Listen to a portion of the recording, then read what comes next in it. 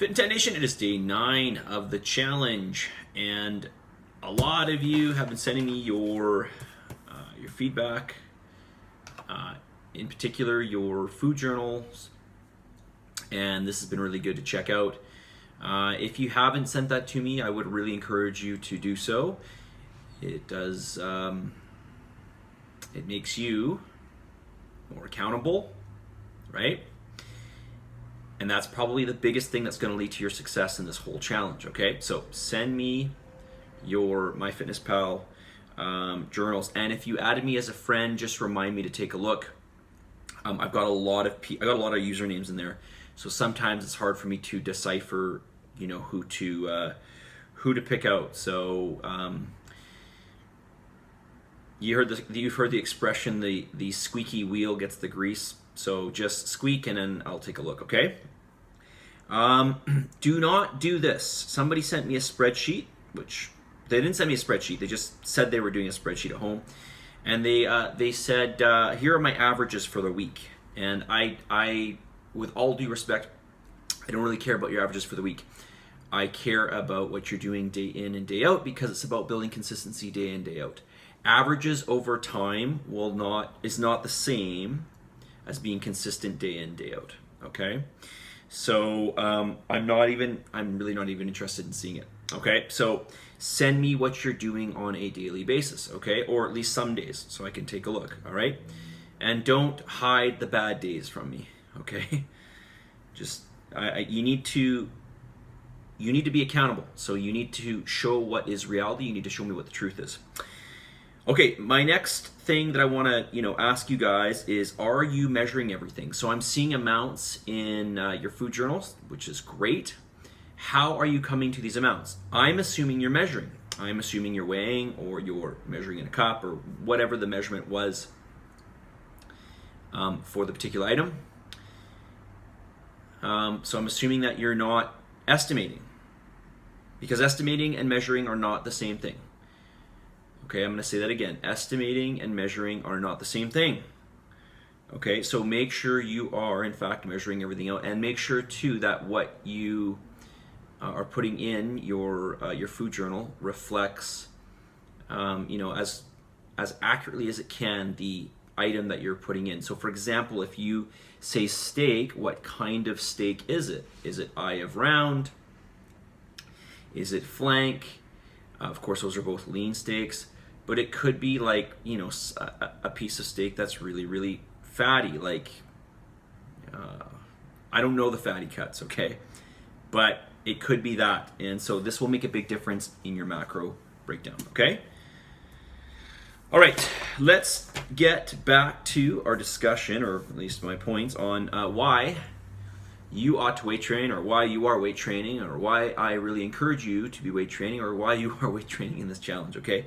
So I think yesterday I left off at some point around it increases your BMR. And it increases your BMR, of course, because, with resistance training is going to come more lean muscle mass, especially if your nutrition is good. So that's going to elevate your the amount of energy you're expending per day at rest. Okay, that is your basal metabolic rate. So this is one thing. The other aspect of it is the fact that when you're weight training on a regular basis, your body has to go through and recover that tissue. There's a lot of micro damage that's caused in weight training because the intensity is very high. Sorry, let me be more specific. The intensity on the muscle fibers is very high. So there is damage that's created. This damage has to be repaired. This is, in essence, how you progress, right? You apply a load to the muscle that it's not used to.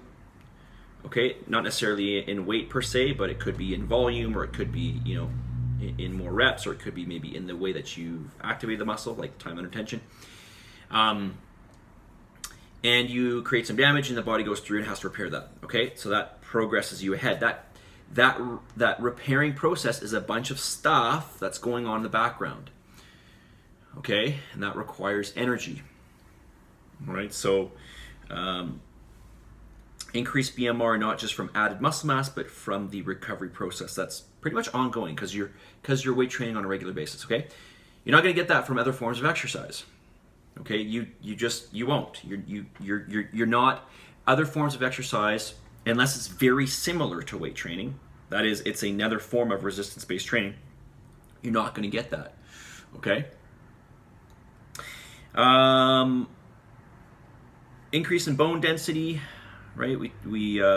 I've probably mentioned this before.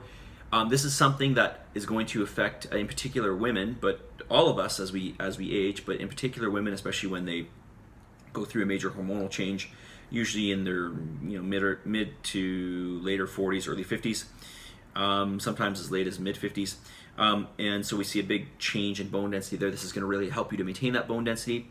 And in general, as you age, this is why we see so many more bone breaks, in particular like hip fractures and stuff like that in the elderly, is because they just the bone density is so much lower. Okay, so improved bone density. We have prevention of sarcopenia, which is the loss of the muscle mass. This happens, essentially, from our mid-20s going forward. Our muscle mass slowly begins to decline, unless, of course, we are resistance training on a regular basis. Remember, your muscles are what are responsible for holding you up. Your muscles are what are responsible for allowing you to move, to lift things. This is really important. Okay, weight training is not just something that athletes do or bodybuilders do. This is something that I think is vital to your well-being as you go through life. Okay, and let's not forget your posture as well. All right. Okay, you get an improvement on your reaction time. When you're weight training, you are creating a force demand, especially when you're doing like something where you are reaching a failure in, let's say, 10 reps. Okay, so you start off right with 1 rep, and by your 10th rep you are failing. You're reaching muscular failure. So the force output from your central nervous system, from your brain, okay, to your peripheries, to your arms, your legs, you're sending essentially signals that are telling your muscles to contract. This is basically this is going to improve your reaction time, because that is what reaction time is you reacting to something, sending a signal to your limbs to react to that, right? Or sending a signal to wherever it has to go, okay, in order to react. So you're constantly becoming more efficient. When you're training with weights, you're teaching your body to be more efficient with these signals. Okay, really, really important, again, as you age, because this is all things that decline. We see basically a better regulation of sex hormones in the body. So we see estrogen levels in women, they tend to regulate, so they get to a healthy level. They're not too high, they're not too low. Same with men with testosterone. We see an increase in testosterone. Again, testosterone drops as we age. And I should mention that in females as well, right? Females, it's important that you have a healthy level of testosterone. So we see that weight training tends to regulate that, okay? Again, not something that other forms of exercise offer, okay? Like running and swimming don't do this. Improve insulin sensitivity, right? So again, this has to do with regulating sugar in the bloodstream, prevention of type 2 diabetes, which is huge, which a lot of people get as they age. Okay, this is going to help you. Weight training is something that's really going to help the muscle to become more receptive to storing sugar, okay, beyond just more muscle tissue. The muscle tissue becomes more receptive.